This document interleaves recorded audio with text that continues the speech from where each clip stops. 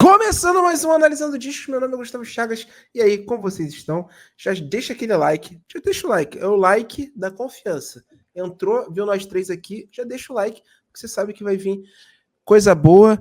E comigo aqui hoje, Matheus Simões. E aí, Matheus Simões, tudo bem? Olá, bom dia, boa tarde para quem está assistindo, mas estamos gravando logo após o café da manhã. Então, eu acho também que tem que existir toda essa discriminação de você almoçar o café da manhã tem que acabar. Então, se você acordou há pouco tempo, tome seu café da manhã agora como almoço, né? O famoso brunch, né? Vamos trazer o brunch para cá, que é o ao lanche. É isso? Em português? Ok, vamos lá. Tá. Você acordou 12h30. Tu consegue Hum, passar direto pro almoço ou você tem que tomar um consigo, negocinho? Consegue? consigo. Eu não sou muito do café da manhã, não, mas hoje, por Ah, acaso, eu não. comi café da manhã. Perfeito. Eu sou muito café da manhã. Eu tenho que ter um cafezinho, um É, negocinho. da minha esposa também. Porque eu fui na festa infantil, e aí o jantar foi tipo bolinha de queijo e tal, etc. E não traz aquela substância, né? Que o meu Pois corpo é. escultural precisa. Então eu Não, faço muita falta. eu fui bem, porque ontem foi aniversário, há 18 anos que a gente faz isso, né? Foi aniversário do meu pai e da tia, que eu acho que é a madrinha também da minha esposa. Então é uma divisão de. Eu tenho que. Eu não vou comer tanto aqui para poder comer um pouco mais lá. É uma loucura. É uma loucura. Natal Sabe fora o de que, época. sabe o que é loucura também?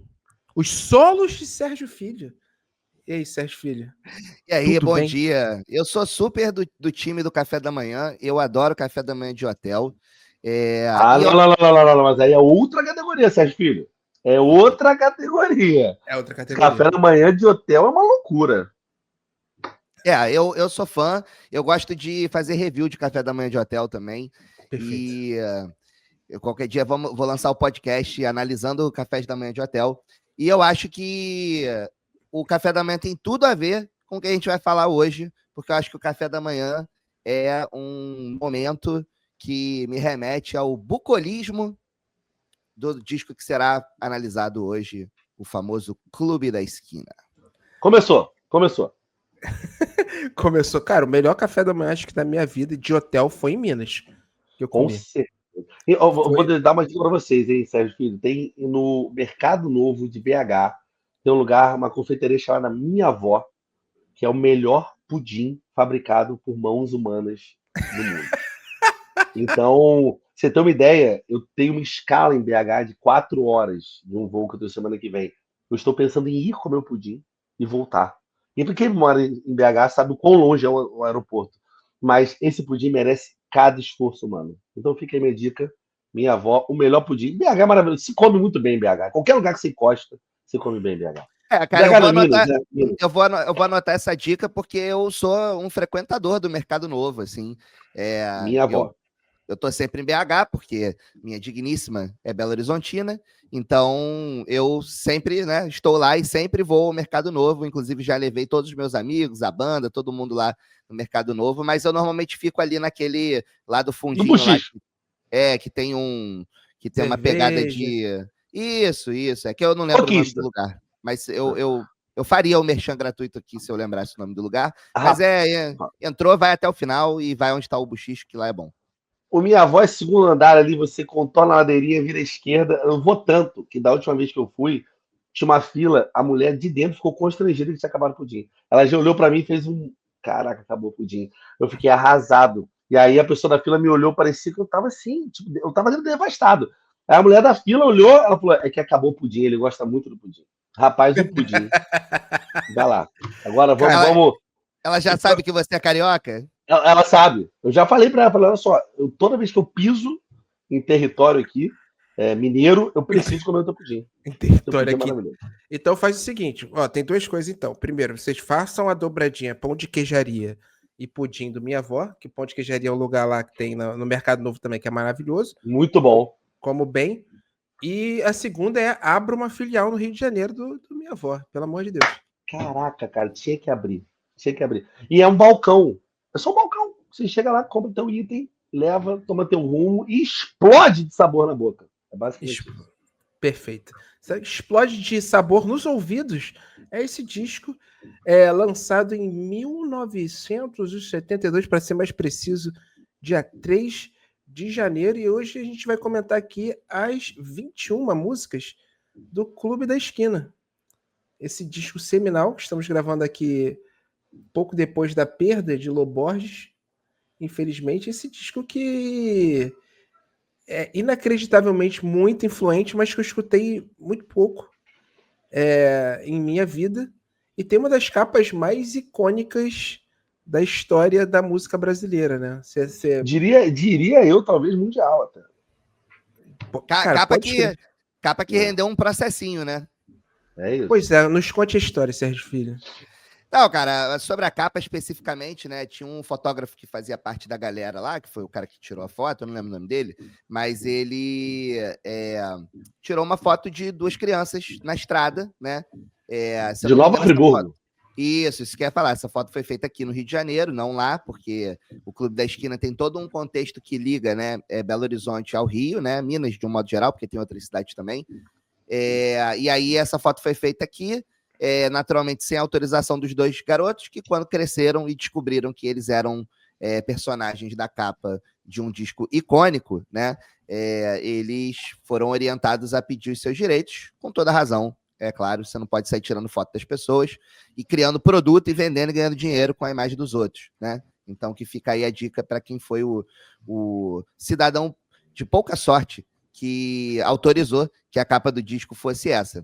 Dito isso, o Milton, dizem, né, que o Milton, quando viu a foto, ele imediatamente falou, não, beleza, essa vai ser a capa. Então, assim, também foi uma coisa que agradou, pelo menos o Milton, não sei se todo mundo envolvido, mas de primeira, porque é uma foto muito legal mesmo, realmente, e ela parece, né, simbolizar o Milton e o Lô, apesar de que o Clube da Esquina é muito mais do que somente eles dois, né? Durante muito tempo achavam que eram eles dois na foto, né? Eu sempre achei. Só para dar o crédito correto, o fotógrafo é Carlos da Silva Assunção Filho, o Carpi. Eu cresci pensando que fossem os dois, inclusive. Aí até o momento do processo que eu falei assim, ué, mas calma aí. Aí foi aí que eu descobri que não eram os dois cantores. Você falou que tem muito mais gente. O Clube da Esquina é composto, entre outras pessoas, por Milton Nascimento, Toninho Horta, Wagner Tiso, Lô Borges, Beto Guedes e Márcio Borges. Entre diversos outros colaboradores. Entre diversos outros colaboradores. E cara, para falar disso aí, tem que fazer todo um panorama histórico aí, que pode terminar seu raciocínio que eu começo minha palestra. Não, é isso. Eu só ia falar assim, pô, não tem mulher, né? É porque todos dos anos 60, 70, Tropicália, essas coisas assim, Bossa Nova, sempre tinha uma mulher ali no meio. Teve a participação da Alaide Costa, né, que é uma cantora de samba que está viva ainda, com quase 90 anos, que ela canta uma das músicas com o Milton, justamente porque o Milton tinha uma admiração enorme pela voz dela. Mas a gente vai chegar lá. O lance, cara, do Clube da Esquina, assim, para quem nunca ouviu essa história, é realmente a representação de um movimento musical e de um grupo de pessoas que estava vivendo ali o seu início, né, de carreira, com aquela espontaneidade assim de quem está começando, né, quem é jovem, né, porque era todo mundo muito jovem, né? Então, colágeno lá em cima. Pô, cara, eu acho isso uma das coisas mais bonitas, assim.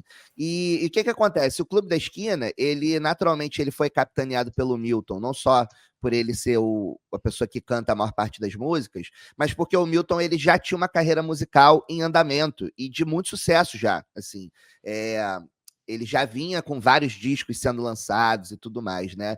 E o Milton, para quem não sabe, o Milton é carioca, nasceu na Tijuca, inclusive, mas ele foi, logo cedo, ele foi entregue para uma família adotiva, né? Porque ele perdeu a mãe cedo, né? E essa família adotiva se muda para Três Pontas, eu acho, no interior de Minas, e ele cresce lá, e ele, em algum momento, ele conhece o Wagner Tiso, né? Que é um pianista, tecladista, arranjador, compositor, mais um desses caras fodas aí da música brasileira, e o Wagner Tiso, em um dado momento, chama ele para formar uma banda dessas de baile, assim, que tocava qualquer coisa em tudo quanto é lugar, né? Que era ter um nome curioso, porque eram os W Boys, né? Porque todo mundo tinha W no nome, menos o Milton, sendo que M, ao contrário, é W. Né? Então, ele assinava o Wilton Nascimento, né? Para fazer parte dos W Boys, né? E eles fizeram... Foi assim que o Milton começou a ter uma casca, né? Ter uma vivência de baile, começou a tocar contrabaixo. O Milton só cantava inicialmente, depois ele começou a aprender a tocar outros instrumentos, né? Tudo isso convivendo aí com o Wagner Tiso, né?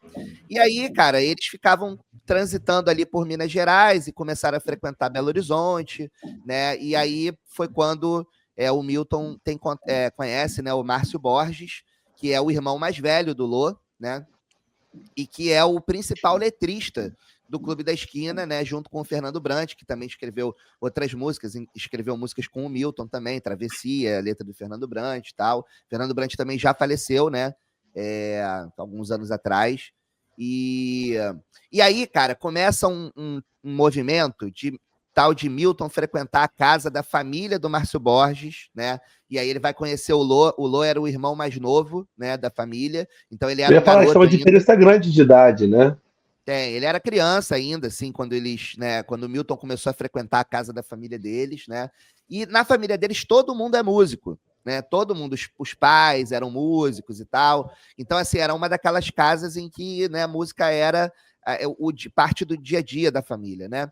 E aí, cara, nesse contexto, assim, que o Milton começa a fazer música com o Márcio Borges escrevendo letra, né? Eles vão agregando esses outros personagens do Clube da Esquina, como o Toninho Horta, que é um grande guitarrista, né, que tocou várias guitarras aí no disco, né?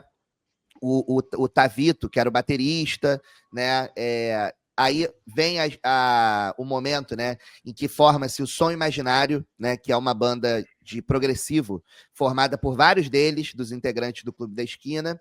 E conforme o Lô vai ficando mais velho, né, ele faz uma amizade muito forte com o Beto Guedes, né, que também é um outro personagem do Clube da Esquina muito importante, né, que depois ele foi se juntar com o Venturini, né, fez o 14 Bis, né. Então, assim, cara, são muitos personagens muito importantes da música brasileira que se formaram nesse contexto, né.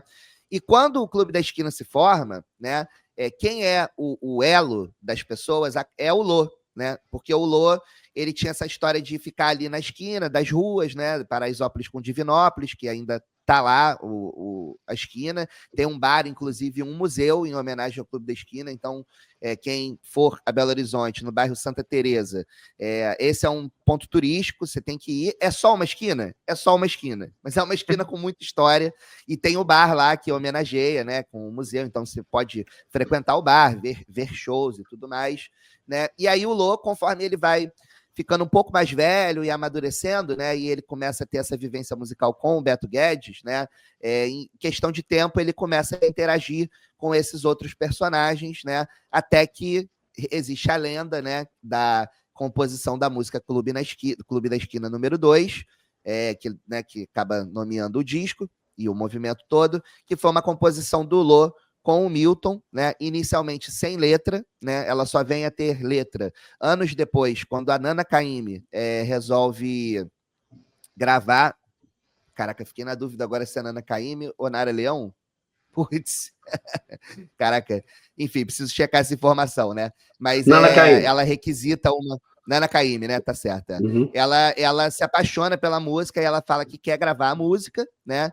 E ela pede que eles se virem e façam uma letra, né? E aí o Márcio Borges escreve a letra da música, mas no disco Clube da Esquina ela é instrumental e ela é a primeira canção em parceria entre o Milton e o Lô Borges. Então ela é também um marco, né, nessa parceria que durou muito tempo, aí durou a vida inteira, eu diria, né? Porque eles acabaram sendo o símbolo desse movimento, né? Então, assim, cara, é uma ebulição artística, musical, tem esse caráter de movimento, de muita gente interagindo, sabe? Muita gente com muita criatividade, e aí não tinha como ser diferente, né? Quando esse tipo de coisa acontece, assim, você tem um Big Bang aí, você tem uma explosão de várias coisas sendo criadas, e o Clube da Esquina é só uma delas, porque tem várias outras, né? Como eu falei aí, depois veio a formação do 14 Bis, Som Imaginário, o Lô Borges... Não, o Clube da Esquina 2, o Flávio Venturini participa, né? Participa. E aí depois o Lô tem a carreira solo dele, o Milton já tinha carreira em andamento, né? E aí você junta com personagens aqui do Rio de Janeiro, porque o disco foi gravado aqui no Rio de Janeiro, pela Odeon, né?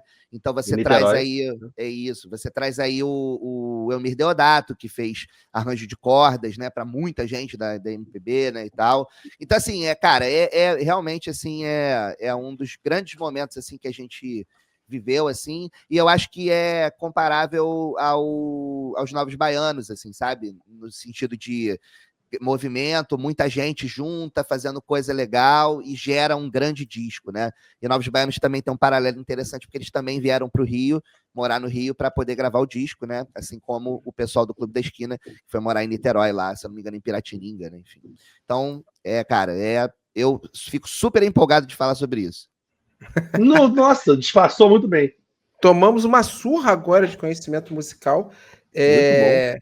E só para... Você falou que o Milton já tinha uma carreira, fui ver aqui, já tinha 4 discos lançados, inclusive com vários sucessos já. E você falou que ele deve ter se mudado para 3 pontos, de fato foi, que é o nome da segunda música do primeiro disco dele, que se chama Travessia, a música se chama 3 Pontas. E agora vamos lá, faixa a faixa desse disco seminal. E, cara, você tá se perguntando, Gustavo, influenciou quem? Cara, além de, sei lá, Skank, Los Hermanos, e, cara, ecoa até hoje. Você vai escutar A Terra no Rei, você vê ali resquícios de Clube da Esquina, pelo amor de Deus. Se você não vê, escute. É porque não ouviu o disco ainda, né? Tem que ouvir. Pois é. Se você não vê, escute. Vamos lá, primeira faixa, Tudo o que Você Podia Ser. Só uma coisa para aproveitar, desculpa, só finalizando, que eu tinha lido sobre isso, eu pesquisei aqui, né? Alguns outros artistas já falaram do Clube da Esquina, publicamente internacionais, como influências, como Earth, Wind and Fire, Carlos Santana, Duran Duran e ninguém menos que Quincy Jones. Então, se você não ouviu, tá perdendo tempo. Cara, e teve uma banda aí recente, cara, eu não sei se foi o Arctic Monkeys, que o cara falou também que ouvia Clube da Esquina, ou que estava ouvindo o Clube da Esquina quando fez o disco. Eu não sei se foi Arctic Monkeys, foi alguma banda aí gringa dessa época. Arctic Monkeys. Foi, né? Foi. Assim, cara, pra a galera, assim, não entende a dimensão desse disco, assim como dos Novos Baianos, né? Realmente, assim, não é uma influência só para a música brasileira, né? É um retrato da música brasileira desse período, e aí também vale, cara, acrescentar uma parada importante, assim, o Brasil vivia a ditadura militar, esse disco fala sobre a ditadura militar várias vezes, em várias músicas, né? Do jeitinho mineiro ali, né? Com metáforas e sutilezas, né? E até quem diga, né, que aí eu já acho viagem sabendo da história da capa, né, que esse arame farpado que aparece no topo da capa, assim, seria um simbolismo da ditadura. Aí eu já acho que é viagem. Mas, enfim, vale a alegoria, né, que eu acho interessante, assim. Então, tem isso também, né, tem o retrato histórico do momento histórico-social do Brasil, né, não só do momento artístico, né, porque as coisas nunca estão separadas, né? Não existe arte feita fora de contexto. Toda arte é feita em contexto, né?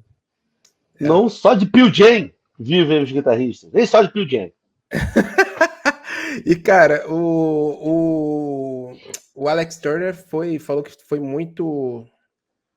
que ele se inspirou especialmente na faixa Aos Barões, do disco do Loborges, e inspirou na criação do disco Tranquility Base Hotel and Casino, que ele começou a cantar que nem o Elvis nunca mais falou normal. Então, se o Alex Turner hoje em dia fala daquele jeito, é por causa de Minas. Então, você que o efeito tom de elongatização da voz dos cantores. Por quê, cara? Né? Porque o Tom DeLonge também começou a cantar assim, com o tempo. Não cantou? Mas eu acho que ele canta mal mesmo. Então, acho que... Perfeito, segue o disco. Aliás, pô, só pra... Gustavo não gosta de Blink. Calma aí, tá? Estou literal vestindo a camisa. Banda boa, show ruim. Banda... Mas eu me emocionei. Primeira música do disco, Tudo Que Você Podia Ser. Tudo que você podia Cara, isso cara, aqui é um samba rock já, né? O início ali do samba rock lindo, assim, né? Tipo, a galera fala, Bebeto, Jorge Ben, isso aqui já tem a planta, né? Cara, assim, eu olho sempre, né? Essa música é do Lô, né? Ela é cantada pelo Milton, né? Mas ela foi composta pelo Lô, né? E ela, pra mim, cara, ela já de cara, ela já traz ao invés do samba rock que você ia falar, eu já acho que ela já traz de cara os elementos brasileiros misturados com Beatles, porque isso também é muito importante no contexto desse disco, né? A gente tem o rock progressivo e os Beatles, né, como uma influência, para mim, bem clara, assim, em certos aspectos das composições, né? E, cara, essa é uma das músicas mais famosas do disco, né? E ela já traz ali uns pequenos elementos políticos da época, assim, citando Zapata, né, e tudo mais. E eu acho que ela também já mostra um pouco o caráter, assim, mochileiro, né, que o Milton teve, porque, assim, para quem não sabe, nessa época, em 72, o Milton já tinha viajado a América Latina inteira, já tinha cantado em festival, né, e tal, inclusive motivo pelo qual ele grava uma música em espanhol nesse disco, né, que a gente vai falar. Então, assim, eu acho que tudo isso aí tá simbolizado nessa primeira música, sabe? A composição do Lô, a voz do Milton, os temas ali políticos circulando, orbitando na letra, né, sem ser algo muito militante, mas né, passeando ali, né, pela coisa, e esse aspecto mochileiro. Então, assim, quando eu ouço, sei lá, o cachixi na música, né, que é um instrumento indígena, assim, sabe? É o Brasil, né, misturado com outros elementos da América Latina, né? O que eu acho interessante é que esse disco ele valoriza muito o fade out. Uma coisa que se perdeu com o tempo. Porque, tipo, eu acho o fade out bonito, porque é quase um. Eu não sei como é que a gente vai terminar essa música. Então, tipo, só abaixa o volume. E tem muito fade out. E hoje em dia é difícil encontrar música fade out. Na verdade, uma música recente, algum hit fade out, eu nem consigo citar. E eles usam muito, né? Esse efeito no disco. Muito, cara. E eu acho que dá um aspecto também assim de estrada, né? Esse aspecto bucólico que todo mundo sempre se refere, né? Porque tem ali uma carinha meio barroca, assim e tal. Eu acho que isso aí faz parte do discurso. Assim. Acho que não foi intencional, mas acho que é o clima, né? Aquele cheirinho de sanduíche de linguiça com queijo de estrada, porque quando eu sei que eu saí do Rio, agora aparece assim, sanduíche de linguiça. Eu falo, saí do Rio de Janeiro. E pão de semolina.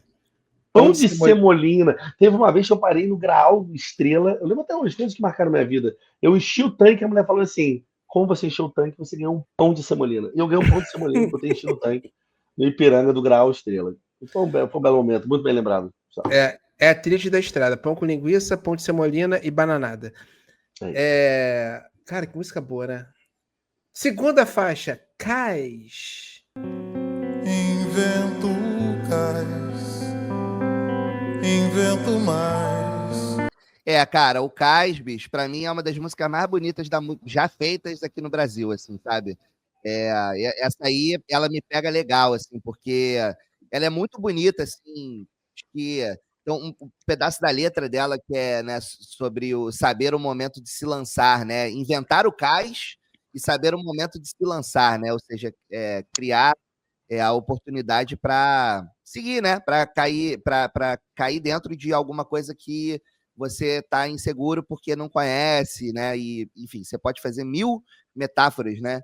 Sobre isso. Então, eu acho que uma das coisas que eu mais gosto, assim, em letra de música, é quando você fica ali num certo lugar da subjetividade e você pode trazer as suas histórias para a música. E aí você cria um relacionamento pessoal, né? Com a música quando você se identifica e não interessa se foi sobre isso que o cara escreveu. Obviamente não foi sobre a sua história, né? Eu nem era nascido, faltava 40 anos, 30 anos para eu nascer. Não, menos, mas tudo. Mas né, eu acho assim, isso é uma coisa que eu gosto muito. Acho que essa letra é linda e, cara, é uma música assim sofisticadíssima, assim, sabe? Difícil de entender a parte rítmica da música, é difícil de cantar sobre ela.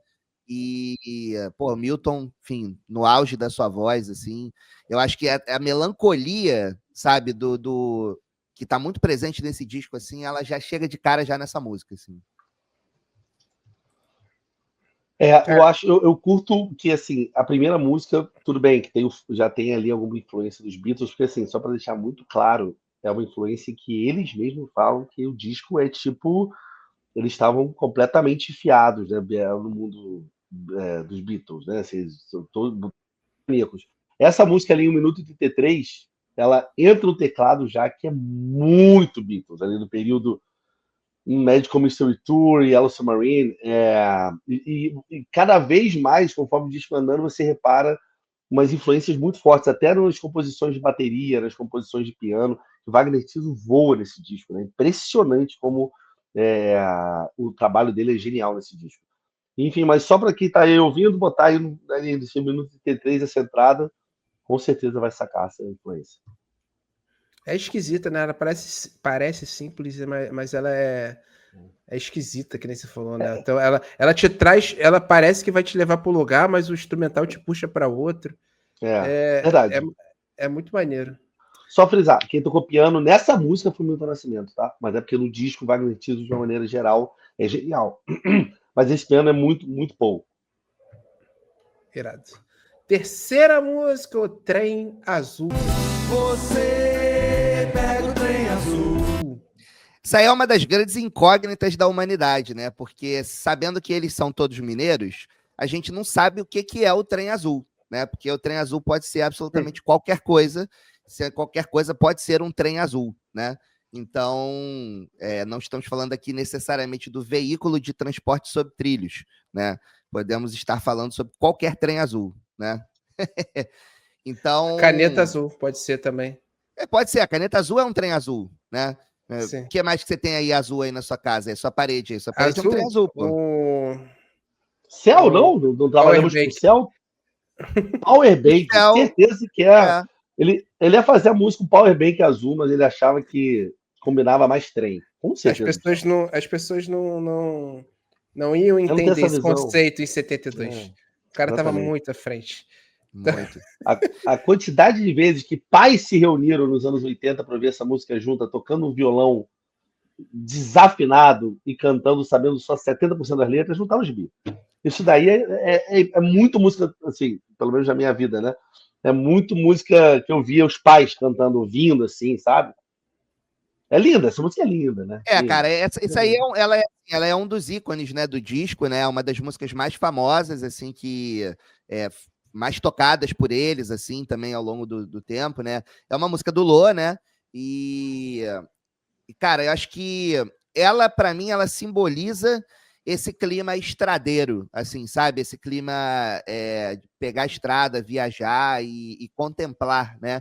Que também é uma característica muito marcante, assim, dessa história barroca, né, e tal, que é muito presente na música mineira. E, assim, quem já pegou o carro e dirigiu pelas estradas do interior de Minas Gerais sabe a sensação que essa música quer passar. Porque, assim, é uma coisa muito, muito gostosa. Acho que todo mundo deveria ter o poder fazer isso, né?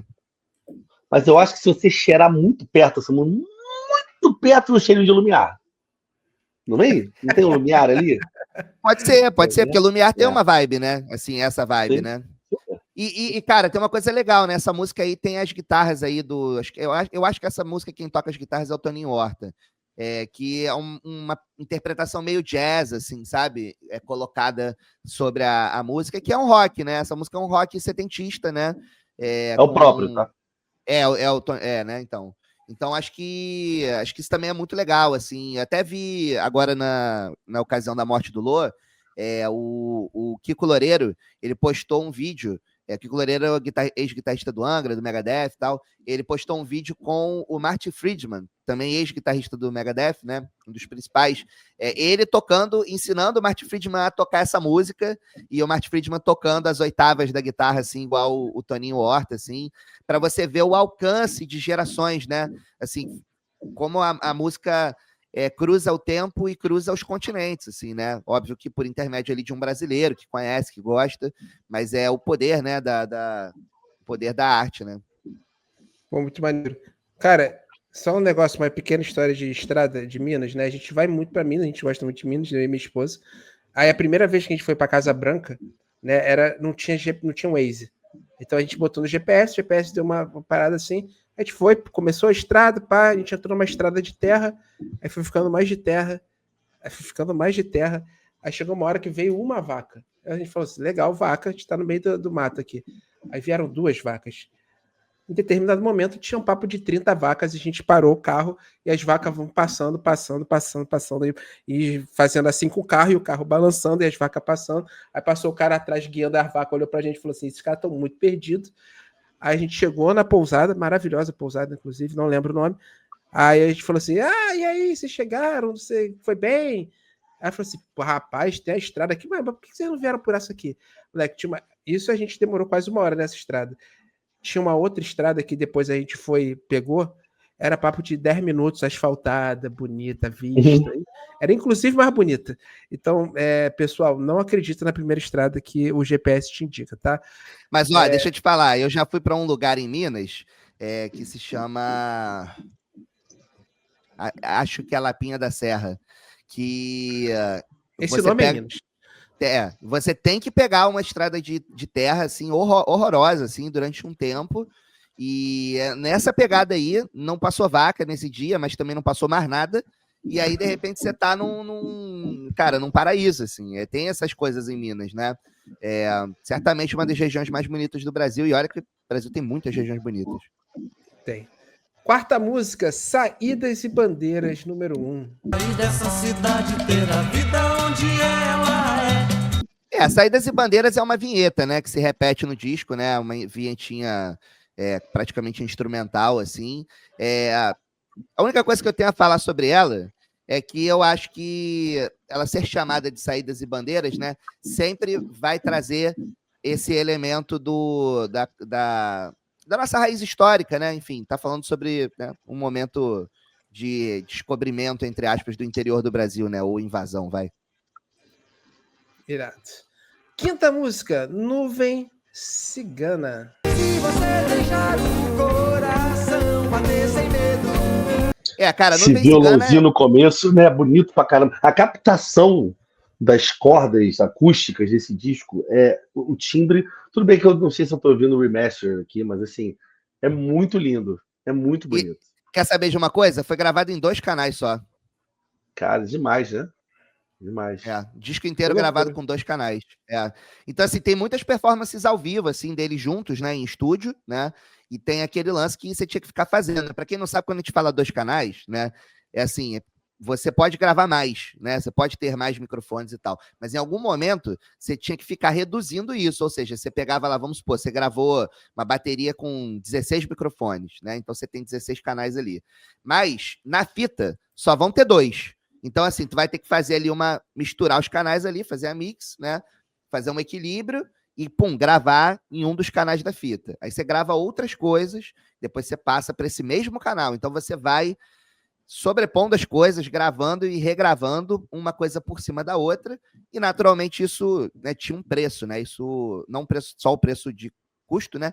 Mas tinha um comprometimento assim da qualidade. E eles conseguirem fazer um disco bonito desse jeito, com 2 canais só, é muito legal. É impressionante. E fora o fato de que não dá para remixar, porque as coisas são gravadas uma por cima das outras. Então, mesmo hoje em dia, né, a versão remasterizada que existe desse disco, ela é só um tapinha, assim, em relação ao que foi feito, porque não dá para você abrir as pistas, ouvir as coisas individualmente de novo e remixar. Isso não é possível num disco feito dessa forma, né?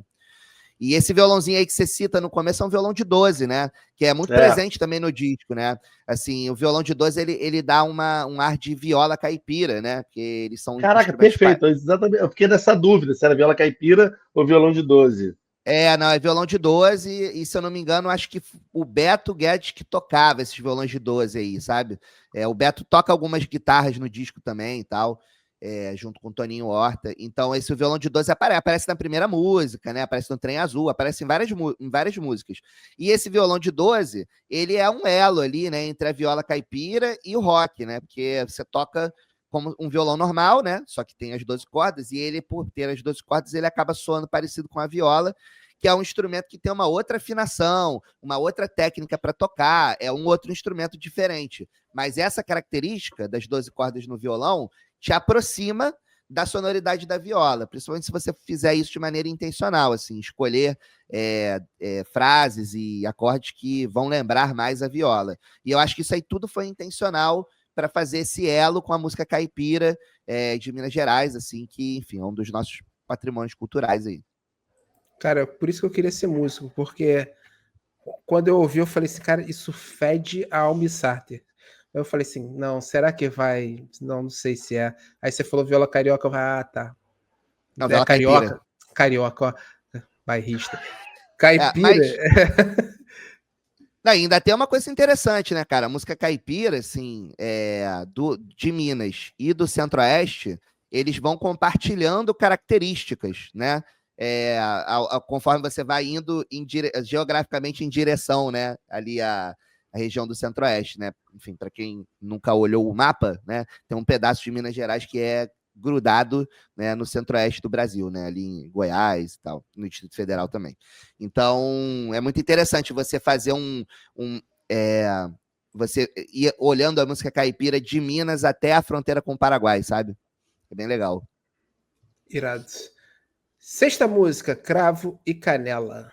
A lua morena, a dança do vento, o vento da noite, sol da manhã. Essa música aí, cara, é uma das parcerias, né, do Lô com o Milton, né? Eles compuseram a música juntos, né? E essa talvez, cara, seja uma das músicas também mais famosas do disco, né? Assim, foi muito regravada. Eles tocaram muito essa música, ela é bem conhecida, já foi gravada por várias pessoas, né? E eu acho que ela é muito legal, que ela já começa com assovio, né? Uma melodia cantada no assovio, sempre trazendo essas características assim de uma bela tarde, de um dia muito agradável, temperatura amena, você deitado na rede depois de comer bolo de fubá com café. Inclusive, eu quero um agora. Nossa Que senhora. beleza. Que Vou te combinação falar, maravilhosa. essa talvez seja, na minha opinião, a música mais brasileira do disco. 100% brasileira. 100% não, mas todas têm. Em algum momento eu reparo Beatles ali, sabe? Essa eu acho muito, acho bem. Eu estava até vendo a data de lançamento. Eu não quero dizer que ninguém puxou ninguém, mas tem um quê de Acabou Chorare, né? Assim, essa música. E que enfim, também é brilhante. Então, representa a época, que Acabou Chorare também é de 72, né? Música É verdade. linda. É verdade. Cara, eu não sei se existiu alguma interação entre eles, honestamente, assim, mas fica aí a informação de que os dois grupos vieram para o Rio de Janeiro morar no Rio e gravaram seus discos aqui. Eu não sei qual foi a gravadora que lançou, Acabou Chorare. O Clube da Esquina foi aí a Odeon, né? E o Acabou Chorare, eu acho que eles moraram em Vargem Grande, né? Se eu não me engano, os Novos Baianos, né? Eu acho que eles foram morar numa casa em Vargem Grande. Cara, essa música aí tem 2 acordes, né? Assim, a parte principal dela é só Ré e Dó, né?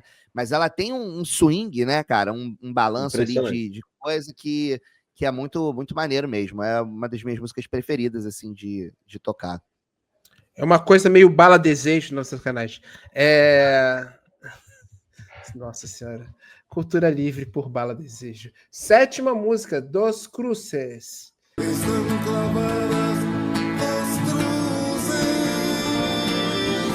É a Kira, é aqui que brilha o portunhol. Cara, é espanhol mesmo. Só para não parecer, só para não desmerecer. Então, cara, Dos Cruces é um bolero espanhol, assim, né? Foi composta por um cara da Espanha, enfim, não lembro o nome dele, mas é uma música que outras pessoas já gravaram, né? E eu acho que ela vem no contexto, né, do Milton conhecer a América Latina, né? Apesar de não ser Espanha, mas conhecer a América Latina, né? Então, ele sempre comenta aí que ele gostava muito de espanhol e tal, e que ele queria gravar uma música assim. Eu tava tentando achar aqui quem regravou, mas eu não estou achando. A música é uma composição do espanhol Carmelo Larrea, que evoca a melancolia de um amor perdido na cidade de Sevilha. E nem Mato Grosso já cantou essa música também. Então é coisa boa. 8ª música, dos maiores sucessos do disco, Um Girassol da Cor do Seu Cabelo.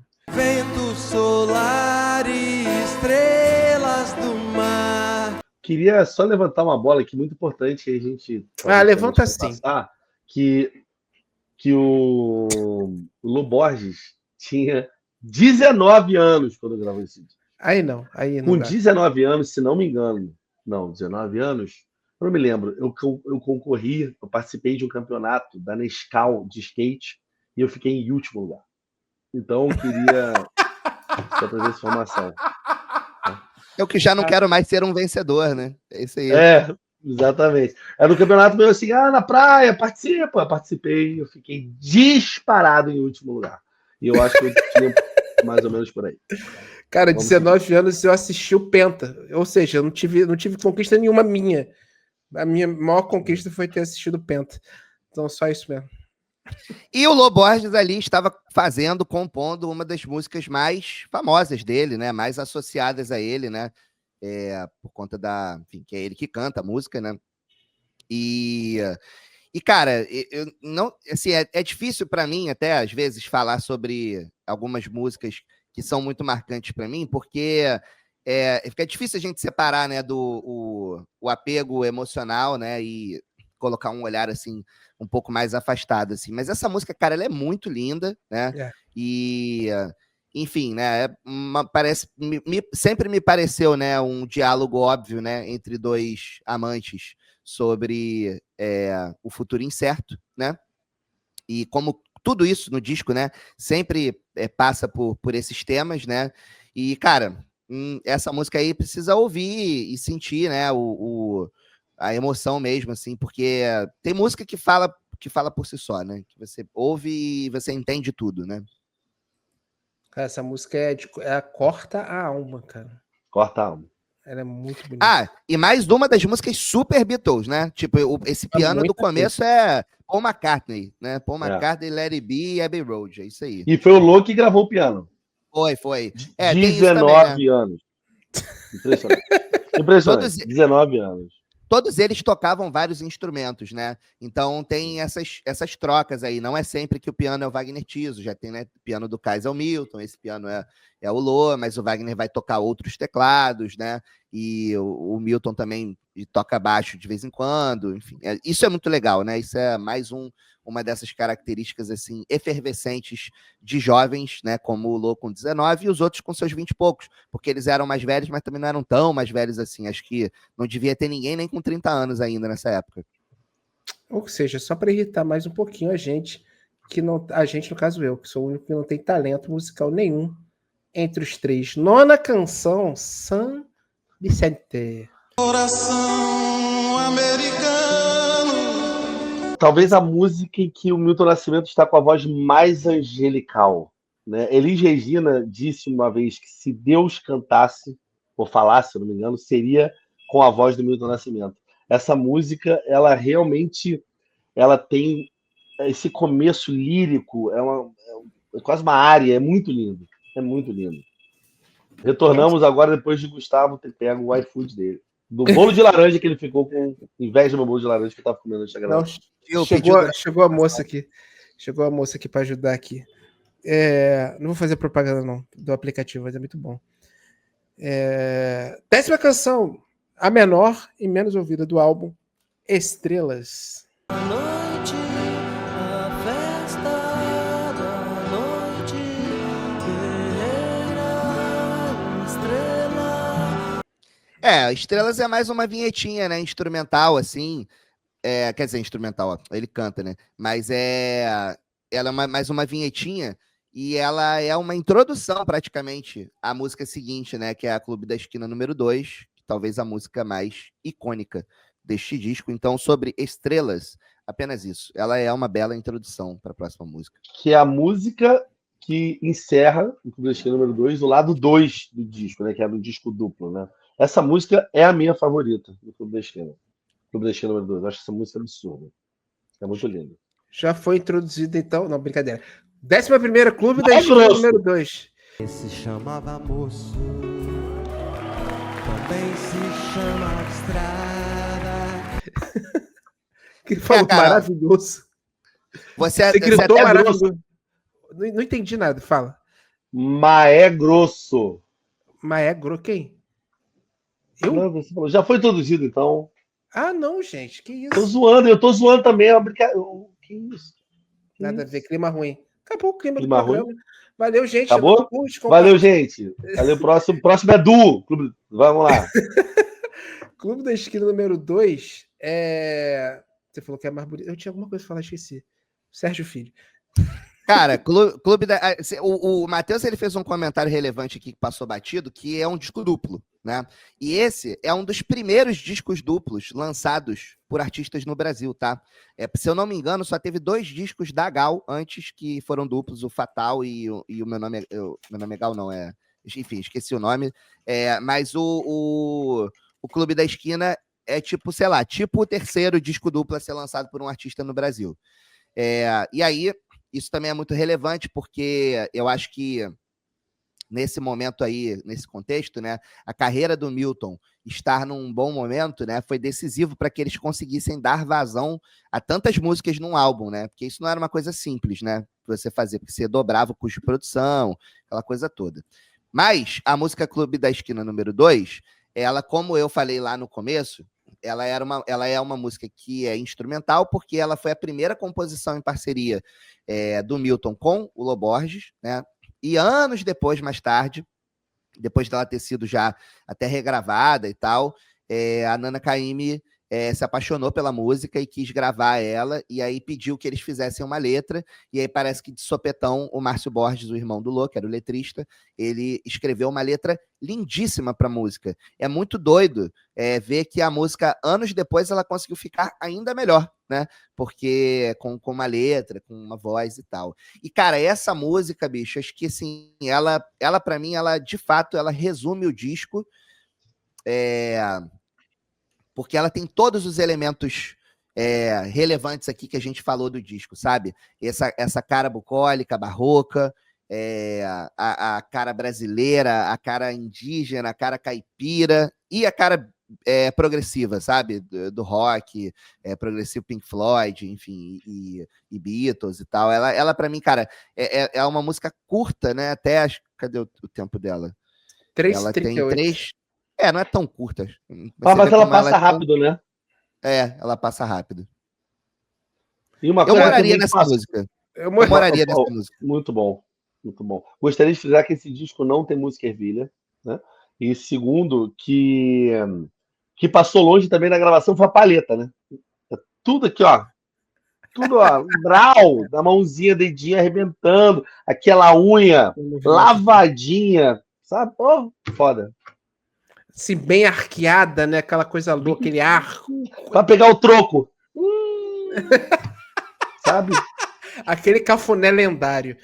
Ó, só para confirmar, de fato, o primeiro disco duplo do Brasil foi o Fatal de 71, Fatal da Gal Costa de 71, e o Clube da Esquina foi o segundo disco duplo lançado no Brasil. 12ª canção é Paisagem da Janela. Você não quer acreditar. Olha, eu vou te falar cantei essa música na escola, hein? Cantei na escola essa música. Tem vídeo? Eu acho que na época que eu tava na escola não existia registro geográfico. Era mais caro que fazer disco duplo em 72. Existem pergaminhos? Existem, cara. Pero Vaz de Caminha tem escrito lá direitinho. Mas isso foi em 1900. Esse dia vai ser um ano, 1991. Eu cantei essa música na escola. Cara, com certeza em 91 tinha um cara de TI que tinha uma câmera JVC que ficava filmando, dando aquele zoom Panasonic. Assim, na cara, Panasonic, dando Pode aquele ser, zoom assim lento. E ele depois ele passava vendendo a filmagem para os pais que queriam comprar a filmagem dos seus filhos, que naturalmente vinha num VHS. Com certeza, mas isso jamais entrou na minha residência. Essa JVC hoje em dia deve estar sendo vendida ali no chão da 7 de setembro. Mas eu posso tentar descobrir, mas eu cantei essa música com meus queridos amigos da época, que eu não lembro o nome de nenhum, e foi muito legal. Matheus Simões, você está no Arquivo Confidencial. Obrigado, pai. Vamos entrar agora aqui com o vídeo de você cantando Paisagem na Janela em 1991, na escola... Vem aqui, o Celso. Entra aqui, Celso. Ele que filmou. Celso, não fica tímido. Tá tímido ele. Não, Fica. tem. Mas Vai olha, ser que- abrir o disco, né? O disco 2, né? Seria o lado 3, né? Com Paisagem da Janela, cara, é muito foda. Muito foda, porque essa também é uma das músicas mais conhecidas do Clube da Esquina. Eu me lembro até, cara, em algum momento, assim, da minha adolescência, tinha uma propaganda que usava a música, sabe? Eu lembro até que eu reconhecia, porque assim, quando eu era criança, eu escutava MPB através da minha mãe, assim, né? Porque eu tava ali querendo rock and roll, né? Então eu demorei para apreciar a beleza, né? E até descobrir que Clube da Esquina é rock and roll, né? Mas eu lembro de tipo assim, caramba, aquela música que minha mãe ouve, né? E que toca no rádio direto. Porque essa música, das músicas do Clube da Esquina, eu acho que ela é a que mais toca no rádio, até hoje. Quando a gente tinha aquela rádio MPB FM, ela tocava toda hora. E, cara, ela é, assim, uma música linda do Lô, assim, sabe? Com umas guitarras muito maneiras. E, se eu não me engano, eu acho que é nessa música que o Beto Guedes toca guitarra. Nessa e numa do final do disco. Eu não sei se tem o crédito aí. Guitarra, essa música número 12. Já respondo. Não foi o Beto Guedes, não. Não? Não. Foi o Tavito. Foi o Tavito. Que é Som Imaginário, né? Então, assim, cara, é uma música, assim, que pra mim ela fala sobre morte, né? Porque ela fala sobre o mensageiro natural de coisas naturais, né? E não só por isso, mas lê a letra que você vai entender. E eu acho que é isso, sempre com aquele tom bucólico. Eu li em algum lugar, alguma vez, que eles estavam em alguma pousada, e aí a música foi feita realmente contemplando a paisagem da janela. Você é a Informação. escada da minha sub. Mas eu procurei aqui, ó, e a música Paisagem da Janela foi utilizada em um comercial da Hermes Pardini durante a quarentena de 2020. Não, mas eu tava falando de coisa de muito tempo atrás. Muito tempo atrás. Mas não vou lembrar qual, né? Também não vem ao caso. Essa música, harmonicamente falando, ela é mais animada, né? Sim. Ela é mais feliz, né? Depois você me trouxe essa mensagem, eu tô traumatizado com meu professor da escola, por ter botado para cantar música sobre morte dos meus pais. Mas tudo bem, tranquilo. Mas eu acho essa música mais. Ela traz uma coisa mais alegre, né? Traz. 13ª, Me Deixe em Paz. Não devia me iludir. E aqui que vem a participação da Laís Costa, né, que você falou. Cara, assim, É como uma luva a voz dela, uma luva. O Milton, cara, assim, ele já falou várias vezes em várias entrevistas que ele sempre foi apaixonado por vozes femininas, né? E isso é o motivo pelo qual ele sempre tentou cantar o mais agudo possível e do jeito mais angelical possível. Porque o Milton, cara, ele sempre teve uma voz grave, assim, uma região grave muito bonita, assim. Poucos momentos em que ele canta num registro mais grave, ele sempre teve, assim. Falar que o Milton tem uma bela voz é um pleonasmo absurdo, né? Mas ele sempre teve esse lance de querer soar feminino cantando, né? E aí, naturalmente, ele sempre foi muito fã de várias cantoras, né? E aí a Laíde Costa, que é uma voz marcante do samba, né, aqui do Rio, foi convidada para cantar essa belíssima música, que é uma súplica. É um jazz, né? E é uma súplica, né, de um relacionamento merda. Cara, quem escutar essa música e falar... Você, Gustavo, não vejo nos artistas contemporâneos influência do Clube da Esquina. Quem escutar essa música e não falar que tem muito, Los Hermanos tem muito disso aqui, é que não tá escutando direito. Tá aí, nunca tinha feito a associação, embora muito clara agora que você a colocou. Agora que eu coloquei. Eu tava tentando achar aqui uma música com registro grave do Milton Nascimento, mas eu ainda não encontrei, mas tudo bem. 14ª canção, Os Povos. Sempre mais um dia de lembrar. Cara, Os Povos, pra mim, assim, ela é uma música do Milton, né? E ela tem um contexto específico, né? Porque, se eu não me engano, foi essa música aí, ou foi talvez Um Gosto de Sol, eu não lembro agora se foi essa ou se foi Um Gosto de Sol. que ele compôs quando ele estava na Venezuela, cantando num festival, né? E é mais uma música que fala aí sobre a relação dos indígenas e da colonização, né? Mais um tema, né? Que traz as nossas raízes aí da nossa história, né? Isso que é uma das coisas que eu mais curto assim nesse disco também é o quanto ele consegue, né, ser brasileiro e falar das nossas raízes e da nossa história brasileira e latino-americana sem ser tão óbvio, né? Sem ser tão, sei lá, tão na cara e sem soar também burocrático, assim, né? É tudo bonito, tudo sutil, assim, sabe? Bem colocado. E é mais uma das músicas, assim, que eu adoro quando tô ouvindo. E o órgão é lindo, né? O arranjo de órgão do Wagner Tiso é muito bonito. Traz uma cama ali pro refrão, é bem simples. É uma amostra que não precisa toda hora ficar inventando a roda. É muito simples, é uma cama linda com órgão no refrão. E Nossa, ela tem um baixão repetitivo, né, cara, que é bem melancólico, assim, eu gosto muito. sim, cara, é o que essa música tem, que ela parece mar, mureta da Urca, pôr do sol.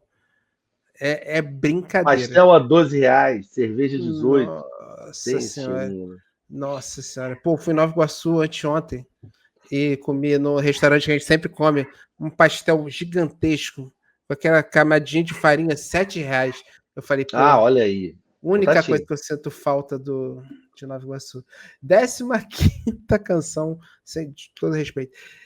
Saídas e Bandeiras, número 2. O que vocês diriam dessa coisa que não dá mais pé? Vinhetinha, né? Assim, o disco tem 3 vinhetas aí, né? Principais, né? Saídas e Bandeiras 1 e 2, né? E as estrelas. Então, cara, uma vinhetinha, né? É só pra, tipo, ó, vai passar essa aí agora. Fade out de novo, hein? Fade out de novo. Fade out. Cara, vocês já viram vídeo zoando o Marcos Mion falando isso? Fade out. Vocês falando de fade out, depois eu mando. 16ª, Um Gosto de Sol. Como a pera se esquece. Cara, essa aí é Beatles na veia, assim. Quando dá o primeiro acorde do piano, você já se sente em casa, sabe que vai vir o Paul McCartney, mas aí vem o Milton Nascimento, né? Uma das nossas maiores vozes. Cara, essa é uma das... Vou ter que pedir 1 segundo. Continue. Quem está ouvindo aí, continue. Retorne em 1 segundo. Cara, Retornei. Tô brincando, não 1 segundo não, um pouquinho mais. Volta já. Cara, você falou, né? Realmente. E é uma coisa, além do teclado, muito Beatles, essa coisa meio etérea. Essa dobra, eu não sei se são dobras de vozes ou só tipo o Milton Nascimento teve a voz dobrada, que torna a coisa muito mais atmosférica, né? Essa música é uma música muito bonita. Não, ele dobra, assim, as vozes, às vezes ele canta a mesma coisa 2 vezes, né, e tal. E, assim, tem um caráter de experimentação também, assim, sabe, da época, assim, de querer soar meio psicodélico, né, que é muito bacana, assim, é a coisa da influência do rock dos anos 60 em toda a música dos anos 70, né, da geração seguinte, assim. Porque também tem que lembrar uma coisa importante, né, cara? As coisas não chegavam no Brasil imediatamente naquela época, né? Sim. Então, se uma coisa, por exemplo, se um disco dos Beatles foi lançado em 70, como foi o Let It Be, né, e o Abbey Road, ele, ia levar 2, 3 anos para chegar no Brasil, assim, não era imediato, né? Então, essa influência, né, ela vai se arrastando ao longo dos anos, né? Até a coisa... Os artistas começarem a se desgarrar dos anos 60, eles já estavam nos anos 80 quando isso aconteceu, né? Então, durante os anos 70, a gente teve esse rock britânico muito presente, né? Enfim, tem um disco do Caetano, cara, que é o Transa, que é famosíssimo, que é super rock and roll, sabe? Super rock and roll dos anos 70, dos anos 60, assim. Então, cara, muitos artistas brasileiros mesmo foram influenciados e o Clube da Esquina, pelo menos eles assumem, né, que foi influenciado, né? Cara, pô, ali por volta, para quem tá ouvindo, ali por volta de 2h20 na música, dá uma escutada e vê se não é tipo, tem um negócio de Eleanor Rigby ali, uma coisa mais, sabe, aquela coisa mais experimental, louca, psicodélica. Quando entram as cordas, né? Quando entra O as arranjo da cordas. orquestra e tal, Super, super Beatles e citando, inclusive, o que acontece lá no final do Cais, né? Só que ao invés de ser piano, vai ser tudo com orquestra, né? Então é um resgate ali da ideia musical. Isso também é uma característica muito de banda de rock progressivo, sabe? Que é tipo, o cara desenvolve ali uma ideia, um tema, e depois ele revisita essa ideia lá na frente, no disco, em outra música, né? Então é exatamente o que acontece aí em Um Gosto de Sol. Matheus, a gente tá falando como essa música eles muito possivelmente foram influenciados por Bob Marley. Você concorda? Com certeza, o quesinho de Peter Tosh também ali, né? E eu acho também que eles são muito influenciados pelo Terno. Qual música? Um Gosto de Sol. Ah, tá. Essa música é Beatles, puro, né? Beatles puro. Purinho. A gente tava puro. falando que 2h20 ali vira Eleanor Rigby. Deixa eu ver. Eles resgatam o tema do Cais, só que com orquestra, né? Um arranjo de Lindo. orquestra. Essa música é maravilhosa. 17ª, Pelo Amor de Deus. Fatos tão passados no meio das fotos. Eu acho que cara. esse disco tem só frase. O que o Sérgio gosta? Porque o nome das músicas lembram muito as frases que o Sérgio fala. Né? Pelo amor de Deus. Né? Tem também Me Deixa em Paz. Né? Nada será como antes. Basicamente é o Sérgio falando aqui, esse disco, né? Trem de doido? Trem de doido eu não falo, não, pô. Tudo que você podia ser.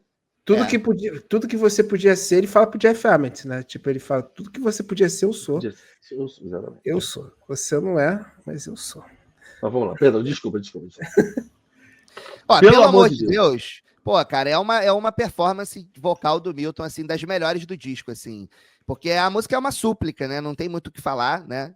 A coisa vai evoluindo para um estado de desespero. E eu acho que ele dá uns vocais aí, pô, muito, muito maneiros, assim, cara. Realmente tem que ouvir no clima. Cara, tem tipo um.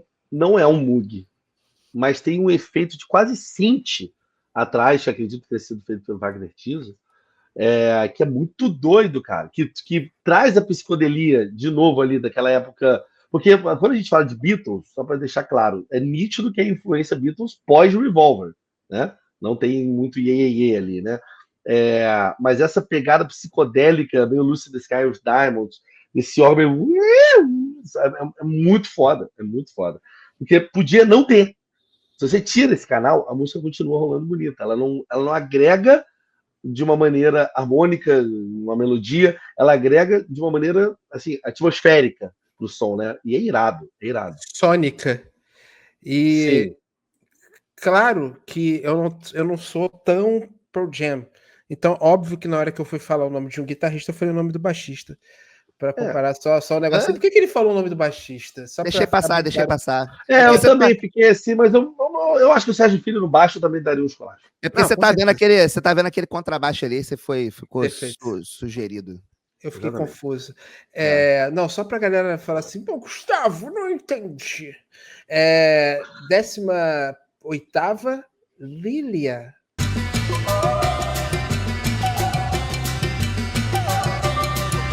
Cara, Lilia é a mãe de criação do Milton, né? E é uma mulher a quem ele já tributou várias homenagens, né? Ao longo da carreira. Ele é claramente apaixonado por uma pessoa que, né, pega uma criança e cria, né?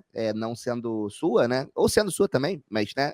Realmente uma coisa muito bonita que merece ser música, né? Virar música. Então, ele, se eu não me engano, ele falou aí em algum momento aí da vida dele que ele nunca escreveu uma letra porque ele não saberia expressar com palavras, né? O amor que ele sente pela Lilia. Muito bonito. Muito bonito. E fez o melhor que ele podia, né? Que é solfejar, né? Fazer vocalizes com a voz angelical dele. E é mais uma música instrumental do disco, mais uma característica do experimentalismo e do progressivo que vivia neles, né? E apesar de ser uma música bem brasileira, né? Bem brazuca.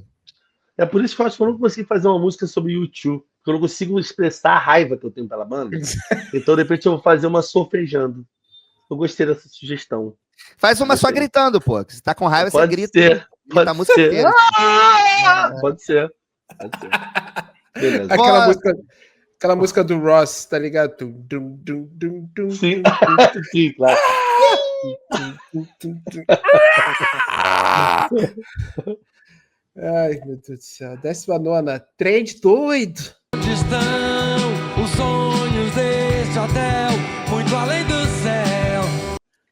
Cara, trem doido é uma expressão assim que quando você ouve sendo proferida por uma pessoa do estado de Minas Gerais, você sempre vai rir, porque é sempre muito engraçado a forma como eles falam trem doido, né?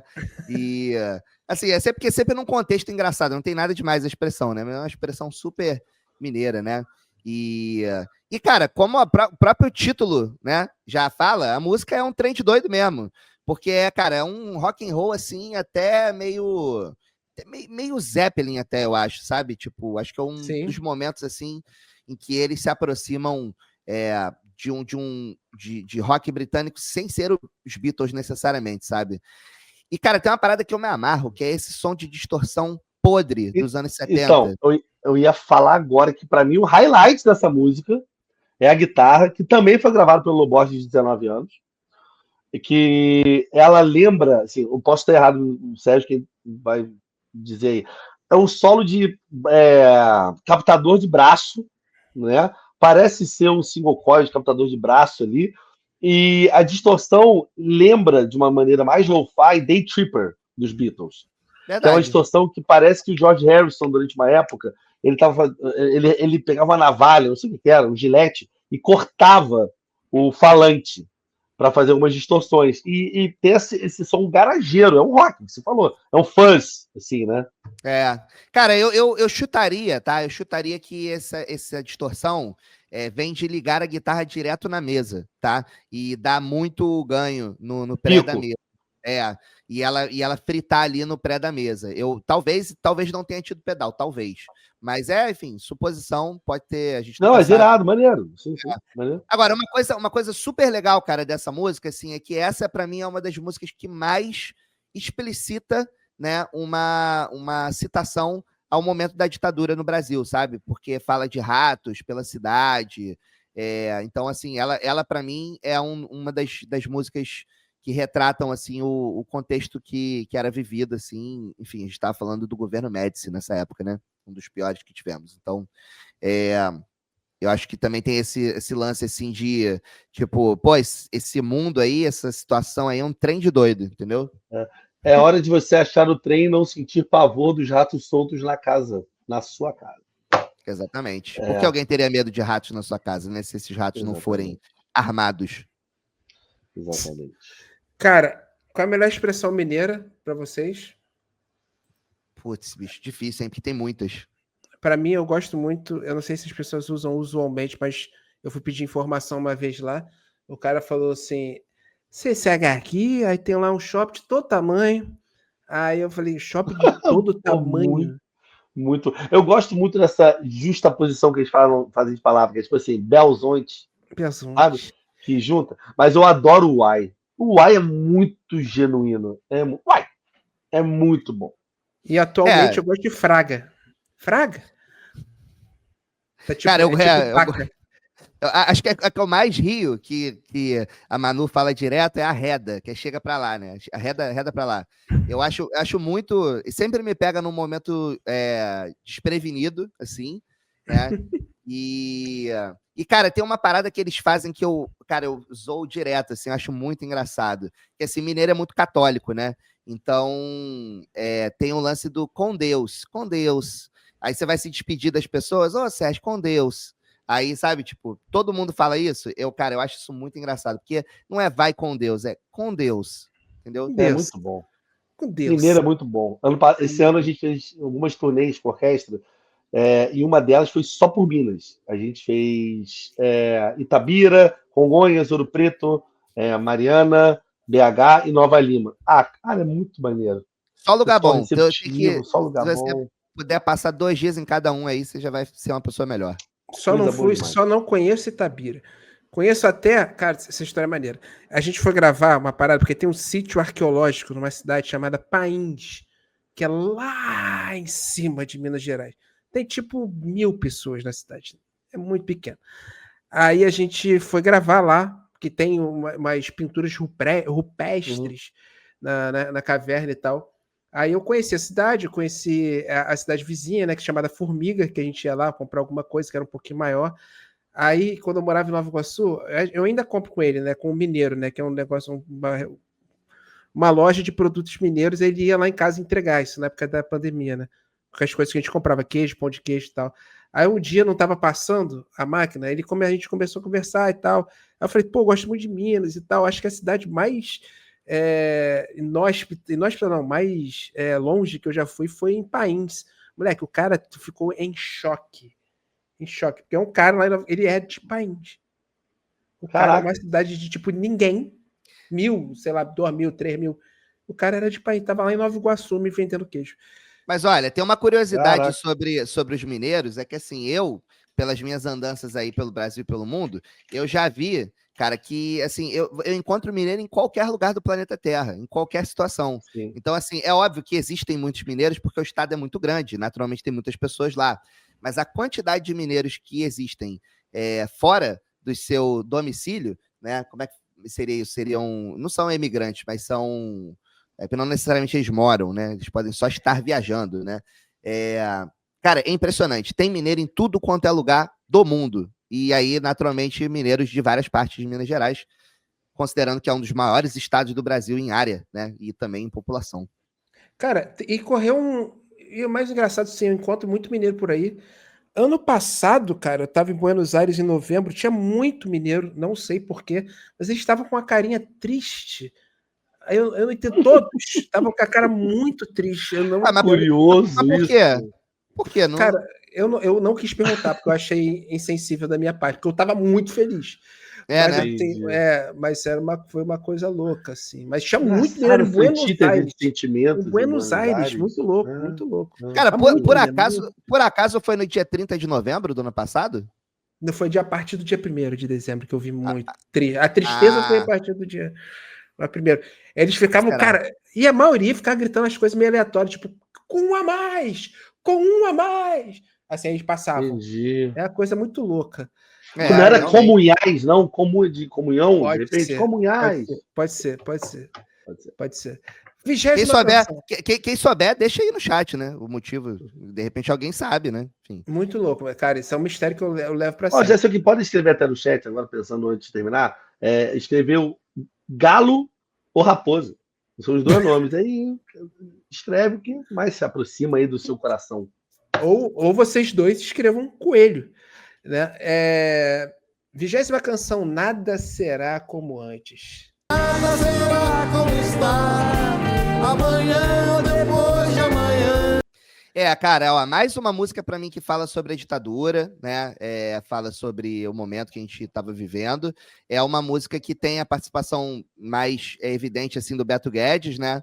E, cara, esse finalzinho do disco, assim, a coisa começa a ir pro rock and roll mesmo, assim. Eu acho que é o momento do disco em que eles agora vamos fazer os rock aqui, vamos botar os rock aqui no final do lado 4. Os rock aqui. Né?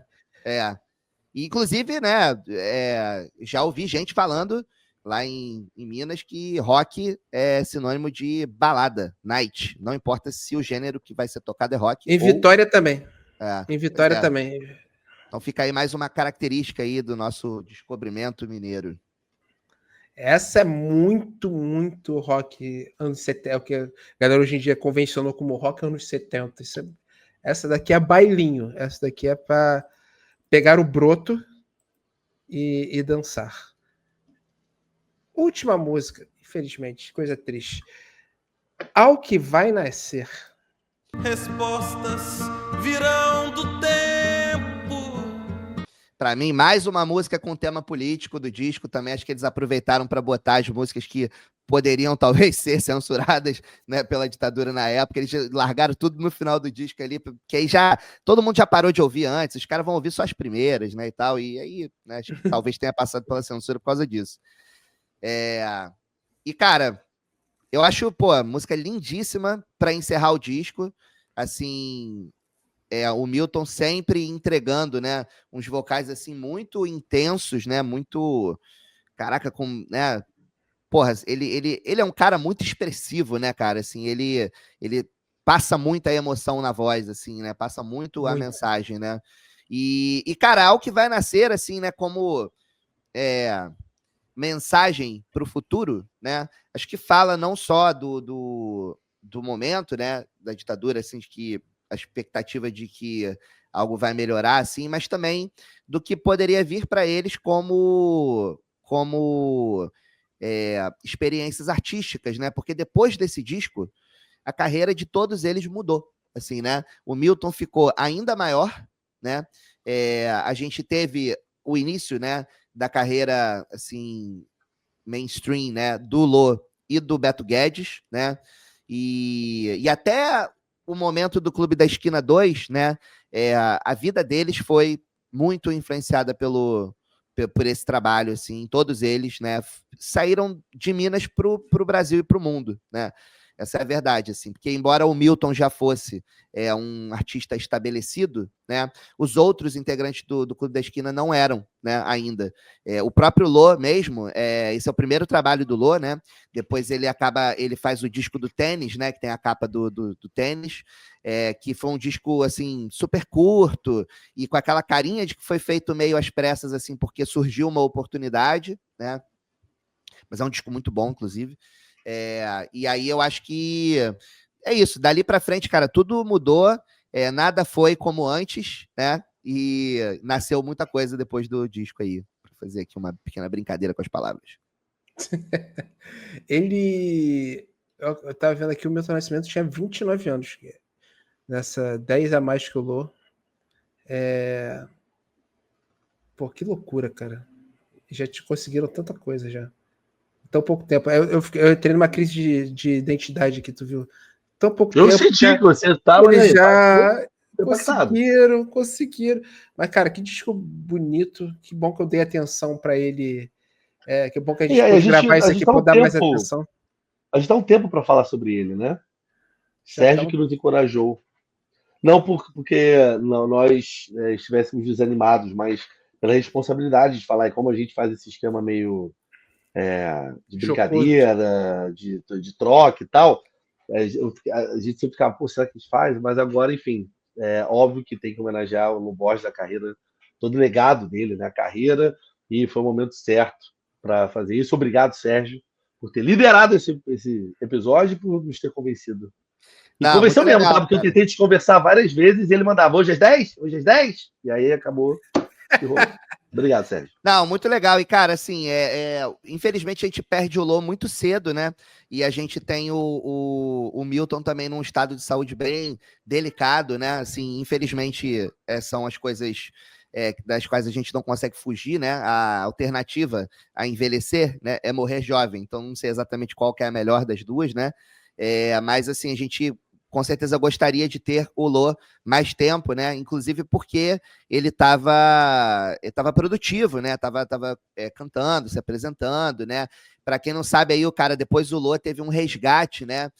Feito ali pelo Samuel Rosa, né? Muito, muito nobre da parte dele, assim, de ter se juntado, né? O empresário do Samuel começou a trabalhar com o Lô, né? E foi daí que veio a turnê que eles fizeram juntos, né?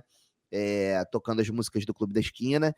Então, assim, acho muito bacana quando a gente vê um artista contemporâneo, estabelecido, né, prestando esse tributo e fazendo algo, né, pelos artistas do passado, né, que influenciaram, assim. E, cara, na internet tem uma quantidade de documentários e entrevistas com o Lô Borges e outros participantes do Clube da Esquina, que, assim, se você tiver curiosidade, né, de ouvir essas histórias aí, algumas dessas que eu citei aí pela voz, né, deles próprios, eles, cara, eles são, assim, mineiro é muito tímido em geral, né, assim, mas é muito legal como eles sempre falaram muito e sempre foram muito procurados, assim, para falar sobre as histórias do Clube da Esquina. Então tem muito material aí na internet e é super válido.